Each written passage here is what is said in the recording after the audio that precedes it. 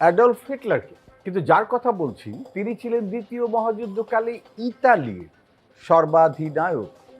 ইতালির এই একনায়ক 1922 থেকে 1943 সালে তার ক্ষমতাচ্যুত হওয়ার পূর্ব পর্যন্ত পুরো ইটালির ক্ষমতাধর ছিলেন।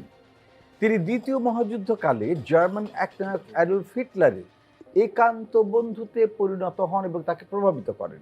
1940 সালে অক্ষ শক্তির পক্ষে তিনি মহাযুদ্ধে যোগদান করেন। 3 বছর পর মিত্রবাহিনী ইটালি আক্রমণ করে। 1945 সালে তিনি পালিয়ে চলে যান সুইজারল্যান্ডে। সেখানে গিয়ে তিনি ধরা পড়েন কমিউনিস্ট প্রতিরোধ বাহিনীর হাতে এবং পরে তাকে হত্যা করা হয়। তাকে বলা হয় ফ্যাসিস্ট। প্রশ্ন হচ্ছে আমরা কোন স্বৈরশাসক, কোন ফ্যাসিস্টের কথা বলছি? সবার আগে বাজার প্রেস করেছেন হোলি ক্রস, বেনিতো মুসোলিনি। এপাশে রয়েছেন civil aviation, Benito Mussolini. Short, yes sir, sure. দুদলই বলেছেন বেনিতো মুসোলিনি। দেখা যাক অ্যাডলফ হিটলারের পাশে দেখা যাচ্ছে তিনি বেনিতো মুসোলিনি কিনা। আমাদের কম্পিউটার বলছেন তিনি হচ্ছেন আসলে Benito Amilcare Andrea Mussolini. Very well ডান।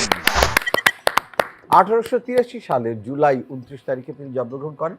1945-এর 28 এপ্রিল তাকে হত্যা করা হয়।